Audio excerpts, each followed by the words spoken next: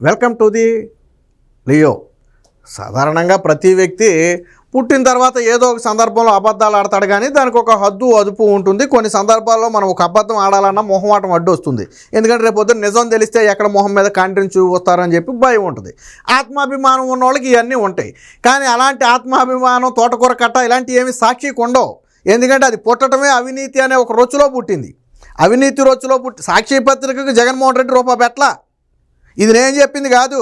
ED, enforcement directorate, CBI కోర్టులో చెప్పింది. సాక్షి అనే పత్రికను స్థాపించినప్పుడు ఇందులో వీళ్ళ కాంట్రిబ్యూషన్ జీరో. మరి పత్రిక ఎలాగొచ్చింది నాకు అర్థం కాల. మరి నాకు పత్రిక వచ్చు కదా.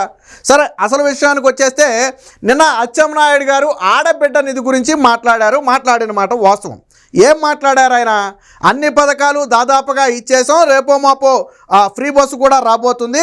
ఇక దీన్ని పక్కన పెడితే ఇక ఆడబిడ్డ నిధి అనే ఒక పథకం ఒకటి ఉంది. ఇది మాత్రమే ప్రభుత్వానికి పెద్ద సవాలుగా మారింది. ఒక రకంగా చెప్పాలంటే ఒక బడ్జెట్కి సరిపడా కావాల్సిన పరిస్థితి ఏర్పడుతుంది. 2-3 పథకాలు ఇచ్చే డబ్బులు ఒక పథకానికే కావాల్సి వస్తుంది అనేది ఆయన చెప్పిన ఉద్దేశం. ఆ ఉద్దేశంలో ఆయన ఏమన్నాడంటే, పథకాన్ని అమలు చేయాలంటే నవ్వుకుంటా ఆంధ్రాని అమ్మాలని చెప్పి ఒక సెటైరికల్ డైలాగ్ వేసాడు ఆయన. అలాగని చెప్పి ఆంధ్రప్రదేశ్ని అమ్మేయాలని కాదు. ఒక పథకాన్ని వేయాలంటే ఆంధ్రప్రదేశ్ని అమ్మాల్సిన అవసరంలా. జగన్మోహన్ రెడ్డి లాగా ఎక్కడో చోట ల్యాండ్ అమ్మితే సరిపోద్ది. కాకపోతే ఈ ప్రభుత్వ విధానం అది కాదు కాబట్టి సరే దాన్ని పక్కన పెడదాం. దాన్ని సాక్షి అడ్వాంటేజ్గా తీసుకుంది. ఎలా తీసుకుంది? ఆడబిడ్డ నిధి పథకానికి చంద్రబాబు నాయుడు వెన్నుపోటు, మహిళలందరికీ వెన్నుపోటు. ఇలా సోకాళ్ళు మేధావులు లేకపోతే సోకాళ్ళు జర్నలిస్టులు నిన్న బయటకు వచ్చి అచ్చెన్నాయుడిని అరెస్టు చేయాలి, చంద్రబాబు నాయుడిని అరెస్టు చేయాలి. ఎందుకంట హామీ ఇచ్చి అమలు తప్పాడు కాబట్టి మహిళలందరూ రాష్ట్ర వ్యాప్తంగా కేసులు పెట్టాలంట. మీరు వెళ్ళి పెట్టండి కేసులు, మీ పక్షాన్ని మేము పోరాడతామంటుంది వైసీపీ. సరే, నిజంగా 5 ఏళ్లలో చెప్పిన పనులు చేయకపోతే కేసులు పెట్టాలి అందాం. మరి అంతకంటే ముందు జగన్మోహన్ రెడ్డి మీద పెట్టాలి కదా. ఆల్రెడీ మన 5 ఏళ్ళు అయిపోయింది కదా. కూటమి ప్రభుత్వానికి ఏడాది అయింది, ఇంకా 4 ఏళ్ళు ఉంది. వాళ్ళు చేస్తారా లేదా అనేది ప్రజలు నిర్ణయించుకోవడానికి 4 ఏళ్ళు సమయం ఉంది.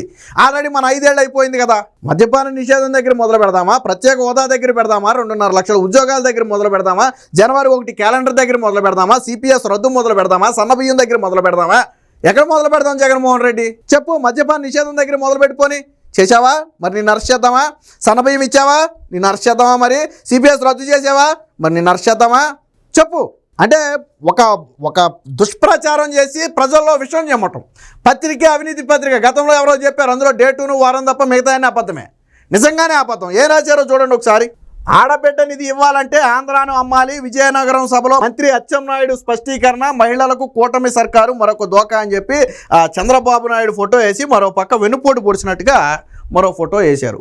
వాస్తవానికి నిన్న వాళ్ళు ఎవరో మాట్లాడారు, ఇక పూర్తిగా మేము ఈ పథకాన్ని ఇవ్వలేమని తేల్చి చెప్పేసినట్టుగా మాట్లాడారు. అచ్చెన్నాయుడు నిన్న స్పష్టంగా మాట్లాడింది, పథకాన్ని ఎలా అమలు చేయాలో చంద్రబాబు గారు ఆలోచిస్తున్నారు.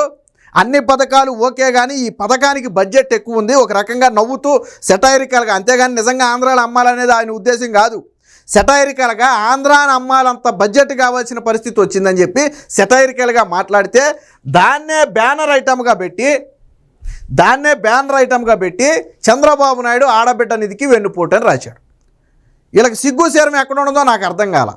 ఎందుకు సిగ్గు శరం ఉండదని నేను అన్నాను అంటే, సాక్షి పత్రికనే అంటున్నా, భారతీరెడ్డినే అంటున్నా, నడిపేది ఆవిడే కాబట్టి నేను భారతీరెడ్డినే అడుగుతున్నా. కొంచెమైనా ఇంగిత జ్ఞానం, సిగ్గు శరం ఉండాలి కదా. గతంలో అమ్మఒడి ఇద్దరికి ఇస్తానని చెప్పింది భారతీరెడ్డేనా? గతంలో అమ్మఒడి ఇద్దరికి ఇస్తామని చెప్పింది భారతీరెడ్డి అని ఎంతమందికి ఇచ్చారు? కానీ ఇప్పుడు తల్లికి వందనం అందరికీ వచ్చింది కదా.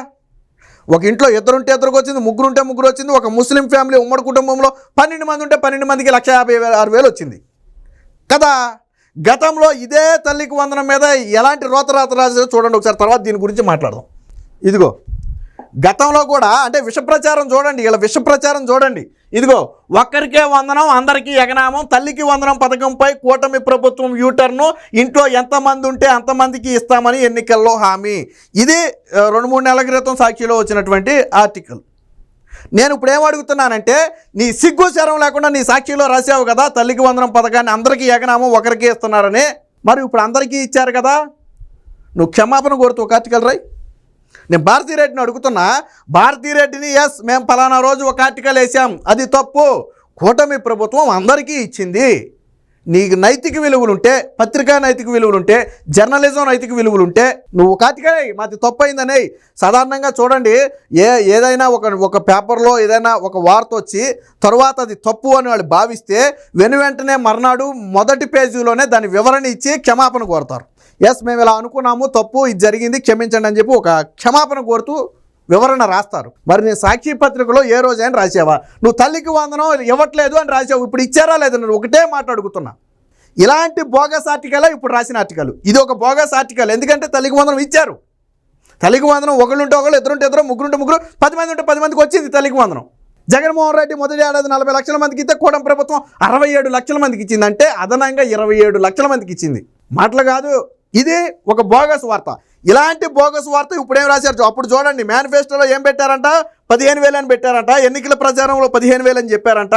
కానీ స్కూల్కి వెళ్ళే ప్రతి విద్యార్థికి 15,000 ఇస్తామని, జమ చేస్తామని మేనిఫెస్టోలో ప్రకటన. జీవో నెంబర్ 29లో ఒక్కరికి మాత్రమే అంటూ స్పష్టీకరణ. 1 కోటి మంది పిల్లలను నిలువునా మోసం చేస్తున్న సీఎం చంద్రబాబు. ఒకవేళ చంద్రబాబు గారు మోసం చేశారో లేదో పక్కన పెడితే నువ్వు మోసం చేసావు. ఎందుకంటే మీ భార్య 2 పిల్లలకి ఇస్తామని చెప్పింది. కావాలంటే వీడియోలు ఉన్నాయి, వేస్తా కదా, ఇప్పుడు సమయం లేదు. ఇలాంటి బోగస్ ఆర్టికలే ఇప్పుడు రాసింది కూడా చూడండి. నేను ఎందుకు సాక్షిని విమర్శించానంటే ఉత్తినే విమర్శించలా, కనీసం నైతిక విలువలు ఉండాలా. తల్లికి వందనం రాదు అన్నారు, వచ్చింది. ఇప్పుడు కూడా ఆడబిడ్డనిది రాదు అని రాశాడు, కానీ రేపు పొద్దున వస్తుంది. నేనేమంటానంటే, నువ్వు క్షమాపణ అడుగుతావా? కూటమి ప్రభుత్వానికి క్షమాపణ అడుగుతావా? నీ సాక్షిలో ఎస్ నేను తప్పు ఆర్టికల్ రాశాను, నన్ను క్షమించండి అని చెప్పి నువ్వు తిరిగి ప్రజలకు సంజాయిషి ఇస్తావా? ఆయన ఎక్కడైనా సరే మేము ఈ పథకాన్ని అమలు చెయ్యలేము అని అచ్చెన్నాయుడు గారు చెప్పారా? ఆయన అన్నమాట ఒకటి, దాన్ని అమలు చేయాలంటే బడ్జెట్ ఎక్కువ అవుతుందనే మాట చెప్పడం కోసం, అంటే ఎక్కువ ఖర్చు అవుతుందని చెప్పడం కోసం ఆంధ్రాని అమ్మాలని ఒక సెటైరికల్ డైలాగ్ వాడాడు. ఆ సెటైరికల్ డైలాగ్నే వీళ్ళు మెయిన్ హెడ్డింగ్గా చేశారు. ఆయన సెటైరికల్గా అన్నాడు. ఇప్పుడు ఏదో చూడండి, సాధారణంగా ఎవరైనా ఇంట్లో పిల్లలేదని అడిగారు అనుకోండి, నీ గొంతమ్మ కోరికలు తీర్చాలంటే ఉన్న ఆస్తి అంతా అమ్మాలంటారు. అంటే ఆస్తి అంతా అమ్మేస్తామనా? పిల్లలేదని అడుగుతారు, గొంతమ్మ కోరికలు మనం ఏడ తీస్తాను, ఆస్తి అమ్మాలి లేదా ఈ ఇల్లు అమ్మాలి, పొలం అమ్మాలి అని అంటారు. అలాగని అమ్మేస్తారా? నేను అచ్చెన్నాయుడు గారి ఉద్దేశం కూడా అదే. వాస్తవానికి మిగతా పథకాలతో పోలిస్తే ఆడబిడ్డ నిధికి బడ్జెట్ ఎక్కువ కావాలి. ఆ మాట చెప్పడం కోసం వాడిన పదమే ఆ పదం. దాన్ని సాక్షి భూతద్దంలో పెట్టి చంద్రబాబు నాయుడు వెన్నుపోటు, చంద్రబాబు నాయుడు యూటర్ను తేల్చి చెప్పేసిన అచ్చెన్నాయుడు, కూటమి ప్రభుత్వం ఘోర విఫలం. మళ్ళీ నిన్న వెంకటరెడ్డి వైసీపీ మరి అధికార ప్రతినిధులు లేకపోతే కార్యదర్శో తెలియదు కానీ ఏం మాట్లాడతాడు? చంద్రబాబు నాయుడిని వెంటనే అరెస్ట్ చేయాలంట, మహిళలందరూ కేసు పెట్టాలంట. నేను అందుకే స్టార్టింగ్లో చెప్పాను, ఏటి మీద కేసులు పెట్టాలో ఎవరి మీద పెట్టాలో ముందు. వీళ్ళకి ఇంకా 4 ఏళ్ళు ఉంది, 4 ఏళ్ల తర్వాత పెడదాం, తప్పులే. మరి ముందు జగన్మోహన్ రెడ్డి మీద పెట్టి బొక్కలు వేయాలి కదా. ఇంత దిగజారిపోయి ఇంత నీచమైన కథనాలు రాయడానికి వీళ్ళకి నాకు అర్థం కావట్లా. ఇప్పుడు ఈ వార్త చదివినోడు రేపొద్దున ఆడబిడ్డ నిధి తీసుకుంటాడు. అప్పుడు ఎవరికి సిగ్గుచేటు, ఎవడు చెంప పగిలినట్టు? నువ్వు తల్లికి వందనం ఎవరైనా రాశావు, 2 పిల్లలు తీసుకున్నారు, 3 పిల్లలు తీసుకున్నారు, 10 మందికి తీసుకున్నారు. ఇప్పుడు ఎవరికి చెంప పెట్టు? నీకే కదా. కొద్దిగా నైతిక విలువలు ఉండాలి కదా. ఇంత దిగజారిపోయి సాక్షి జర్నలిజం చేయాలా? ఒక పార్టీకి కొమ్ముగాయాలా? ఇదే పథకం జగన్మోహన్ రెడ్డి ఇచ్చుంటే వారం రోజుల పాటు బ్యానర్ ఐటమ్, నీకు వేరే వార్త రాయకుండా సాక్షి పైనుంచి కిందాక ఒకే వార్త.